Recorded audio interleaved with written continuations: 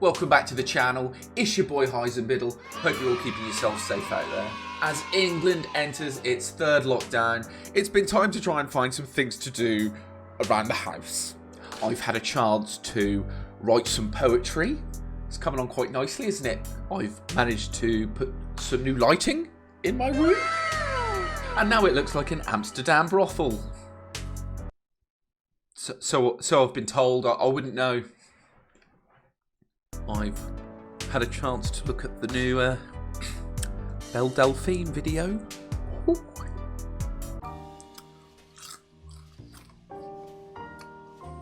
It's good camera work. I also managed to celebrate my birthday yesterday, and I know what you're thinking. Biddle, I haven't got you a present. Well, that's okay, because you can subscribe to the channel. Subscribe. Do it! And of course, I've been watching some Nightmare Neighbours! Yay! If you're new to the channel and you do enjoy the video, please hit that subscribe button. It helps the channel tremendously! Little did Alison know that her neighbours were about to redefine the term party wall. And when she first caught a glimpse of them, it seemed that they certainly stood out from the crowd. Quite a few older people live down here, and I actually noticed these two young girls were getting out. One of them was quite tall, the other one was a little bit smaller. They looked very Eastern European, very dark hair. They were two lovely looking girls. They were two very, very attractive girls, And I just thought, oh, new neighbours. Two girls. That's not normal for around here. I'm sorry, why is it not normal for two people of the same gender to live together? Oh, yep, they must be ladies of the night. All that caught Alison's attention. What I actually found was quite strange. The guy that moved them in was actually speaking to the two girls, asking them what did they want to eat, did they want fries with it, didn't they want fries with it. And I thought a landlord wouldn't really speak to two tenants like that.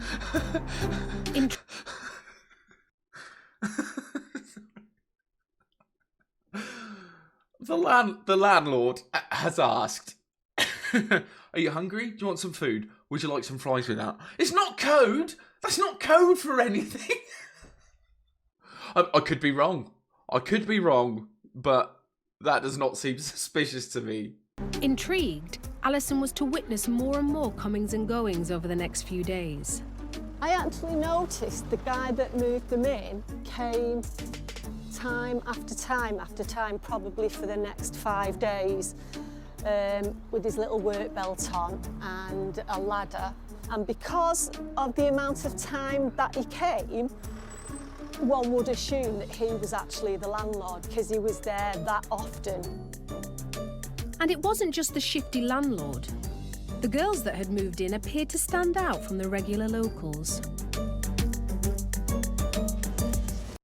Who hangs an air freshener like that? After they'd actually moved in and they'd been in there a few days, I was just sat watching the TV. This little silver car pulled up. Didn't think anything of it. Bumper to bumper. Anyway, he got out and it turned out he went next door. He was probably in there for about 10 minutes. Shuffled back out, got into his car and quickly drove away. Didn't really think much of it until another car pulled up, parked again in front of the house, went in, probably was in there for maybe about half an hour, came back out, got in his car, drove off. Then about 10 minutes later, somebody else turned up, and I'm thinking, what's actually going on here? I mean, I've lived round here for that long, and no guys have ever come that many and knocked on my door like that. She's jealous. Essentially, that's what it is. The things that she's suspicious of, she's like, well, I want some of that. And the evening had just got started. About 8 or 9 different cars pulled up. Some stayed 10 minutes, some stayed half an hour, some stayed 20 minutes. A lot of them were quite high-end cars, not your little old bangers. They were nice-looking guys. They weren't sort of dogs or anything like that. They were quite attractive men. Woof. But there was one particular guy, and I absolutely burst out laughing. Went in again, quite a nice-looking guy. Came out, pulling himself up like this, tucking himself in, pulling himself together, and I just went, "Oh, you're a really sad man, you sad, sad man." Dear Lord, what a sad little life, Jane. After an evening of constant visits, Alison had a disturbing suspicion about what was really going on next door. So she confided in another neighbour 2 doors down. I asked her, had she seen the new neighbours? She said yes, and I said to her, "What do you think?" I said, "Are you thinking the same thing as I'm thinking?" She said, "I think they're prostitutes." Now, I wasn't going to say that until I heard that come out of your mouth, and I thought exactly the same thing. Now, are you thinking what I'm thinking? Because I don't want to say it, because if I say it, it's wrong. But if you think it and we're both thinking it, that makes it okay. I was very concerned about what was going on. I've lived around here for 30-odd years. Why should they have to put up with this? All right, if people want to do that that's totally their prerogative, but not doing it next door to me. Alison was sure she was living next door to a brothel that had opened for business and seemed to be doing a roaring trade. But before long, the evidence of what they were up to was quite literally piling up. So I was just coming out of the back gate, just was taking the dog for a walk, just come round, and I couldn't believe what was sticking out the top of the bins. There was like an empty condom box, there was tissues all over the place. I mean, at least they're being safe. And he's being thoughtful. Pleasure max. Maximum pleasure. Even that like that, for it to all blow down the backs and everything. Oh, that is minging, that's absolutely minging. It was about 11 o'clock and I thought I'd have an early night.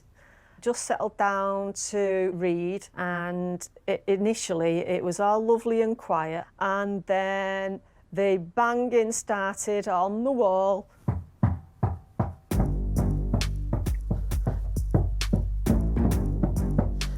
That went on for a while.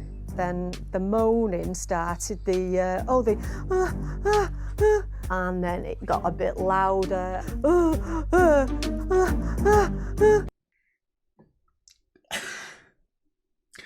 Is she gonna watch this back at any point and then think, "Oh, I probably shouldn't have recreated that. Probably shouldn't have done that." And then it got a bit louder.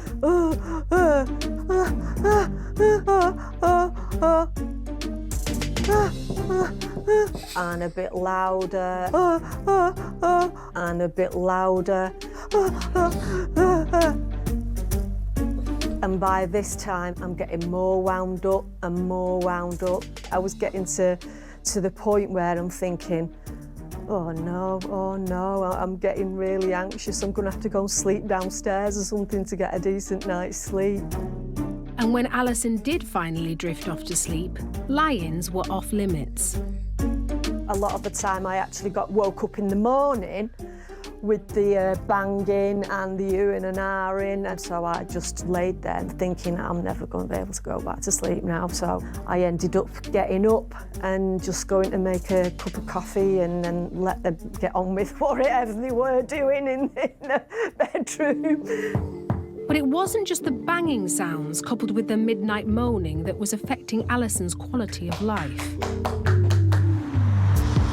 Witnessing the fruits of their labour would push her to her limit.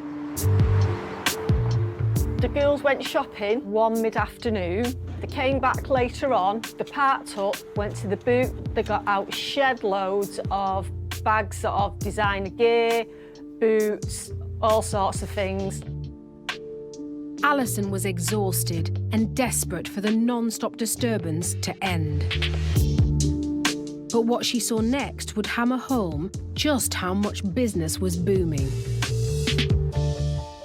I got up, went to draw the curtains back, looked down, and I was absolutely devastated. Where all the rubbish bags were, they'd piled up loads of empty bags of designer stuff, boxes of designer boots. Seeing their designer spends was all too much for Alison. I couldn't believe it. It's me struggling financially. They've been out on a nice big shopping trip and bought all this designer stuff. I can't even afford that. You're jealous. You're jealous. That's literally all it is. I mean, anyone... Now, I've got to be careful how I word this. Anyone can do whatever they want to do. As long as they're not... See, it is breaking the law. If you want to earn your money that way, that's fine. That's your prerogative. That's, you know, you do that. What I find more funny is the fact that she is more disgusted by the designer bags because of jealousy than the rubber, you know, the things. Outraged by their brazen behaviour, Alison contacted the police. It made me pretty angry, to be honest with you. I'm thinking, they're going to have to go. I can't prove that. They're going to have to go. Can't prove it anymore. Would Alison and their neighbours' bid to get the brothel closed down and restore peace to their street be a success? It went through the courts, through the legal process that it had to go through.